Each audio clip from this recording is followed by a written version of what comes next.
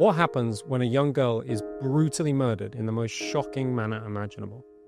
When the murderer is an illegal migrant with an order to leave France? And when a student organization decides to hold a memorial for the girl with a small procession?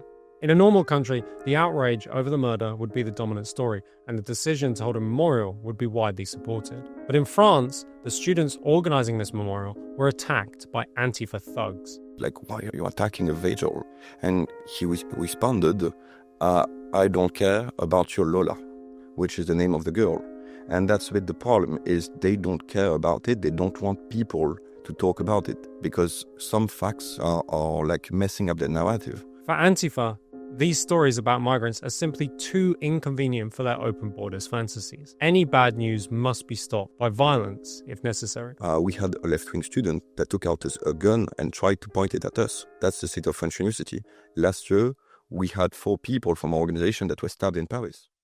Brave students who fought off the Antifa attack were part of the Cocarde Etudiante, a fast-growing student movement of young patriots who have refused to bow to Antifa's intimidation. We're delighted to speak to Edouard Bina, president of the organization, to hear what happened that night in Nantes and how he is building a platform to take back control of the universities from radical leftists. So, Edouard, thanks for joining us. We mentioned what we're going to talk about today on our podcast a few weeks ago because it's a really important story, but actually it's not really achieved the kind of mainstream media coverage that you thought it might, given how shocking the situation was. So people might have noted this event from our podcast, but can you remind of us, so what happened in Nantes and I think elsewhere? Can you just summarize kind of what happened and what the involvement of your organization was in this?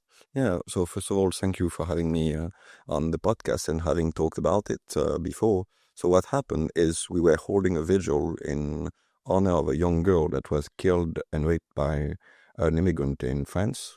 And our vigil was attacked by people, by far-left activists and so-called anti-fascists that attacked us with pyrotechnics, with torches, with weapons, and they tried to attack and beat us up. And the video went quite viral because you see around 10 students trying to protect the female members of our organization and our small vigil being attacked by 30 people that are dressed like hooligans, that are using torches, and that are very, very violent. And the full video is more than 3 minutes. So for 3 minutes, you had 30 masked and armed people that were attacking a candlelight vigil in honor of a young girl that was killed, raped, and that's like the state of France. You can't honor someone, peaceful honoring, just it was just a few candles and some pictures, and they tried to attack it. And they had no problem beating students that were only 18. And what's so impressive also in this video is that you see that our members managed to fend them off after a 3 minutes long fight. The police never intervened, and like everyone in the country was completely shocked by the violent nature of the far left that even claimed the attack after, saying they wanted to disrupt the Nazi gathering. Yeah, no, I wanted to ask about that as well, because like, what is their justification, or what is the not public justification for attacking this kind of? Because it looks suspiciously like an attempt by the far left to close down any discussion about migrant crime, about the dangers of letting certain people into France, themes that we're all familiar with. Yeah, and like one example is one of the attackers, when there was the fighting, some girl said, some girl from our side said, like, why are you attacking a vigil? And he responded, I don't care about your Lola, which is the name of the girl. And that's with the problem is they don't care about it. They don't want people to talk about it because some facts are like messing up the narrative. The fact that a woman, an immigrant woman who was supposed to be expelled, she was under what we call an OQTF, which means she was present illegally on the territory, managed to kidnap a young girl, rape her and kill her. It deranges the narrative that the immigrants are persecuted and immigrants are nonviolent and are a good thing for the country.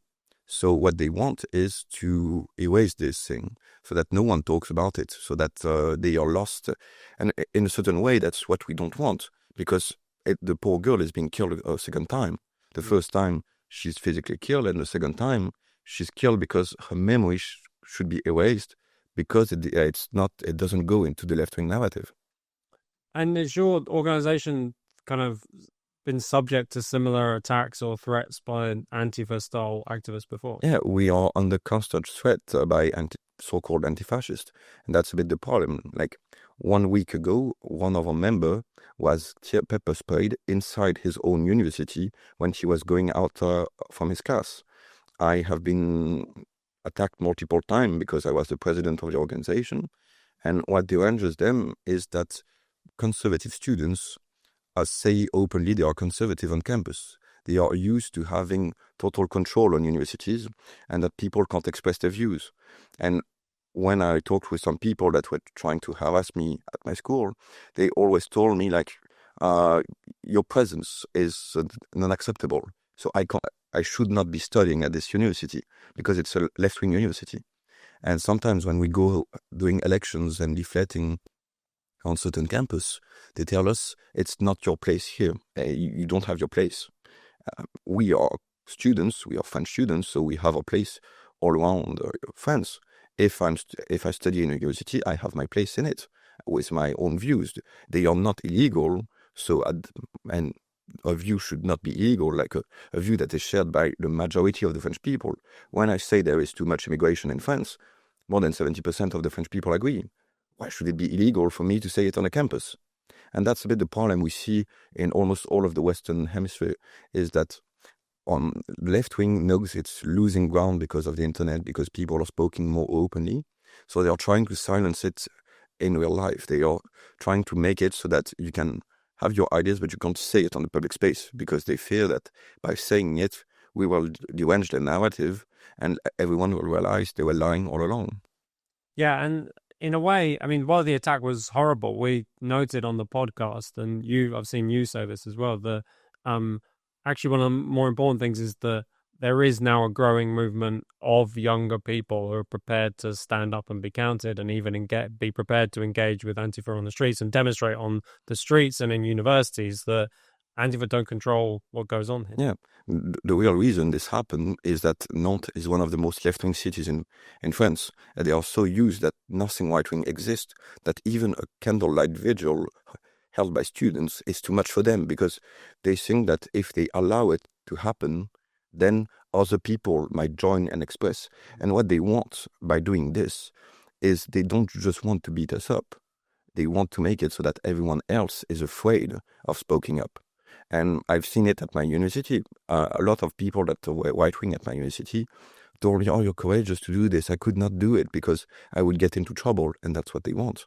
What they want is that other people become afraid of holding those views and of speaking openly, because they don't want to be harassed, they don't want to be attacked, they don't want to have their grades lowered. And when people see what conservative students, conservative people have to endure just to speak openly, then they become afraid. And that's the problem. The real problem is that political violence now works because people become afraid. When they see the videos of us being attacked, when they see that almost each week we have people from organization being attacked, harassed, and things like this, they say, oh, I support you, but I don't want to join because I'm afraid. And that's the whole thing we need to do, is we need to show that we can speak openly, and the more we are to speak openly, the less they can silence us. And that's been one of the really encouraging things, looking at the kind of progress of your organization, is the number of people involved growing. It's like, it has a real presence in French universities. Could you tell us more about what does the organization do? Why was it set up? And as I say, like, are you seeing that you're being able to kind of set an example now that you can speak your mind and speak freely and openly in campus? Yeah, the thing is, in France, since May 68, universities were a bit divided in three. There were the science universities that are political. There were some university where they would put the most right-wing subjects like law, economics, and things like this. And they are what we call the left-wing hellhole. They were created so that the left-wing students stay there and are the most so far away from the city so that they could not disrupt the city. And so all of those universities, since like dozens of years, they are completely politically lost to the left-wing. And they become like, when I'm saying that they are literally communist training camp, I'm not joking. You still have Maoist organization on this campus. And it's the only place where you will have discussion between Maoists, Pol Potists, and Stalinists about what the state of French politics. And the thing is, my organization, what's very special about us is that we are saying, since we are students, since we are French, everywhere in France, it's part of our country. So if I want to go leaflet at this university to say, you can be right-wing, you can be conservative, then I'm going to do it. And the leftists, they don't understand. They don't understand why we are doing this, because they're like, you can just leave us our universities. Like we are in your universities, because universities that are called right-wing, there's left-wing people there, there's left-wing student organization, they can present lists, they can do whatever they want. But in left-wing universities, you can't be right-wing. And no right-wing organization goes there, because the unspoken rule is that if you go there, you get attacked and beaten. And what we do is we go there, we leaflet, and we're like, I'm conservative, what are you going to do? So they try to attack us, but they fail. So they try to attack us more. And you have videos on a YouTube channel where you have hundreds of students that are trying to attack us, and they have weapons, and they're trying to beat us up the campus, but it doesn't manage. And at the moment, like a few years ago, the situation was so bad that police called us before, said each time you're going to leaflet, you have to call us before so you can have police protection.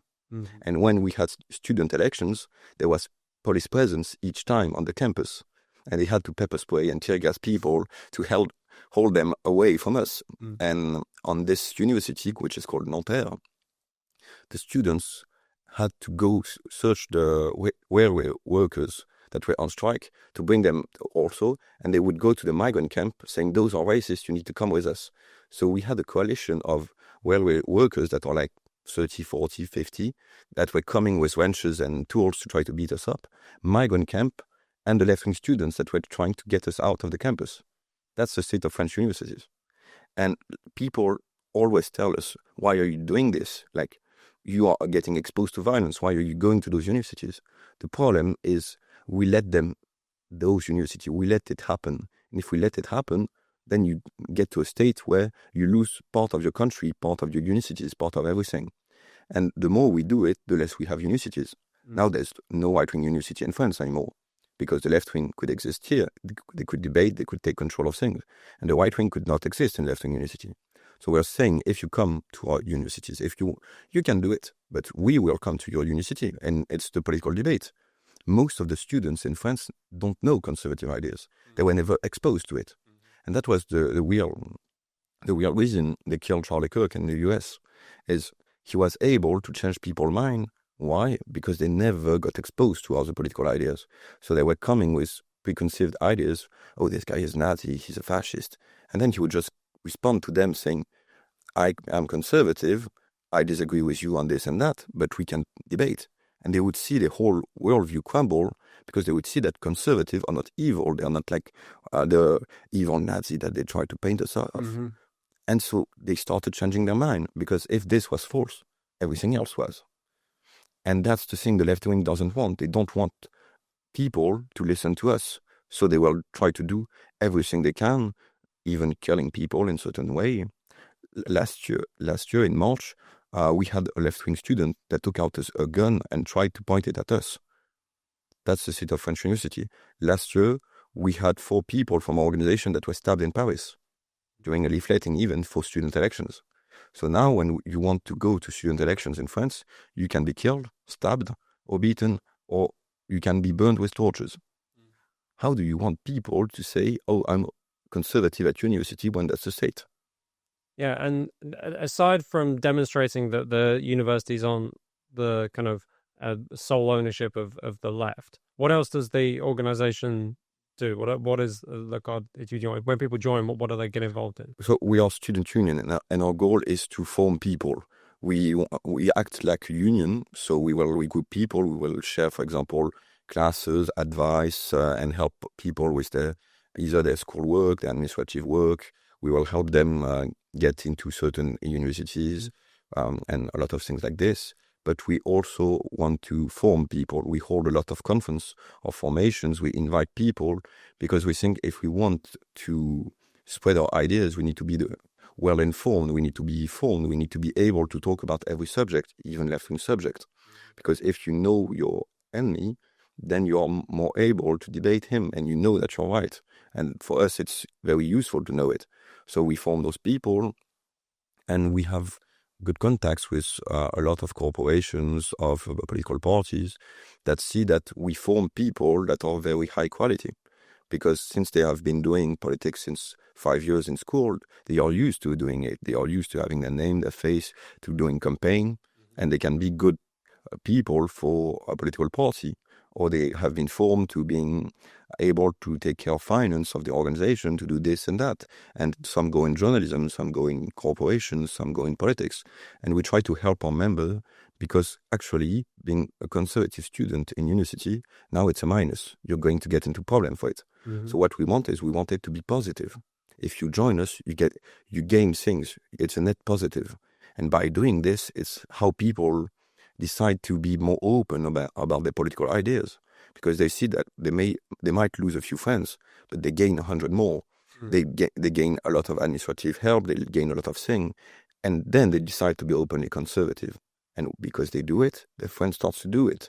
And you have the false positive cycle, and that's how people become more like openly conservative. Our goal is also to promote culture, promote French culture. We encourage our students we organize guided tours to cathedral, to monuments, to museums, because we want to reconnect our students with the heritage, with their culture, with their language. That's because when we ask students and young people now, most of them, why are they not patriotic? Because they don't know their country, they don't know their history. Mm. And like last week, we organized a commemoration, a young commemoration for the 11th of November, the end of First World War. Mm. We had 150 students that came, which is enormous. Normally, we are at 40 to 50 people in Paris, and 150, because students, young people, have a will to reconnect with their history, but they don't know how to do it. Because when you don't know your history, when you don't know how to start, what to know, they can't. And we tell them, it's okay, we are going to reconnect you to your history. We're going to make you learn about the history of France. We're going to make you read this. We're going to make you visit that. Mm-hmm. And when you see how marvelous certain things are, when you visit certain monuments, when you see certain artworks, when you see what was done so that France could be built, then you become patriotic. Mm. It's impossible not to be patriotic. When you see how rich our history and our culture is, you stop in front of like the Arc de Triomphe in front of a castle somewhere in France, of a cathedral. You stop in Notre Dame de Paris. You just admire for like 15 minutes one place, and you will see how marvelous it is, and the time and the spirit that was spent to build those things. And then you understand what's a nation. A nation, it's not just somewhere you can be born, because some young people think that, oh, I could have been born anywhere. Yeah. No. The reason you are a student, the reason you have access to electricity, the reason you can live in this monument, when I talk about this, for example, when I lived in Lyon, I lived in a place that was called House Henri IV, because Henri IV had lived in this apartment. And so there was a small portrait of him. And yeah, it was a really small place because I was at a student housing. But just, it was a fun time that you would get out of your student housing and you would have tourists in front of you. And the reason we can have this is because we have history. Why is there no medieval castle in America? Because they don't have access to this history. And we need to see how rich it is. We need to defend it. Our culture, our language, our nation, and to defend it, we need to know it. And lots of people, and we've talked about this on our podcast a few times, but lots of people say that actually right across Europe, but particularly in certain countries like France, for example, but lots of younger people, especially younger men, are turning to right-wing ideas or right-wing patriotic parties. Do you see this with the kind of people that are joining, or do you still think there's a long way to go to kind of reconnect with younger people? I would say there's a long way to go because the damage done is enormous. Even people that are currently right-wing sometimes hold left-wing belief because they don't know certain things about their history. There's so much like lying that was done by certain people to try to make us hate our country that sometimes you talk with people and they start to understand that a lot of the things they were told were lies. The things that were taught in school, there's some things that were never taught. And they are right-wing, they are conservative, but there's so much damage. Even just the education system. There's certain things, even me, I haven't learned, I have no access to. And you need to rebuild everything just for us conservative. And when you see the left-wing people, there's so much more to do. There's so much damage to recover from. But I'm still hopeful because I see that there's a real need for it in the youth. There's a, like, even talking a bit about religion, I see that there's a lot more people wanting to know more about God, about wanting to go to Mass, wanting to reconnect with the religion that made Europe what it is. And the thing is, there is the will and there is a need to do this. Our job now is to help those people do it. We need to make sure that they have the good people, because a lot of times some people tell me, oh, I'm conservative, but I'm not sure I could join your organization. I don't know enough. Like, you don't need to know enough. It's our job to form you, to make you learn what you need to learn. It's not your job to form yourself before joining us. Yeah. And that's with the same on everything. We have to rebuild our own nation because some people have tried to destroy it for multiple years. Yeah, very good. And do you think that an organization like the Cocarde Etudiante could be slightly a model for other countries in Europe to follow? I know there are various student movements, especially so here in Belgium, there's a strong right-wing student movements, especially in Flanders. Do you see this as a possibility for it kind of becoming more of a Europe-wide phenomenon? Yeah, because we know that the problem of the past was that us Europeans, we didn't understand what we had in common. Now that we see the rest of the world, we understand that a French, a German, a Flemish, an English, we are different. We have different language, different culture, but we have more in common with each other than we have with others. And so the problems of tomorrow will not be against the Germans, against the English, against the Flemish. So we have common problems, being wokeism, being left-wing influence, being Islamist presence on our soil. And we need to help each other, because even if I might have some problem with certain countries next to me, I don't want them to become Islamic caliphates. Yeah. So we are in contact with other youth organization, other student organization, and we exchange ways on how to operate. For example, this weekend, we organized a European meeting with the different leaders. We were 30 from 15 countries, the different youth leaders of youth wing and student organization, to share experience, to share ways to operate and to get into contact. Sometimes we also try to help countries that have none. For example, one foreign student, a Spanish guy, came to Erasmus to our country, and he joined La Cocarde. And for 1 year, he saw how we operated, what we were doing, and he said, oh, I would like to have it in Spain. He said, yeah, you can create it. We will help you, explain it to you, how to do it, and things like this. And he managed to create it. And now this organization is working quite well. Our goal is to help each other, because as of now, we have more to gain by working together than by fighting each other.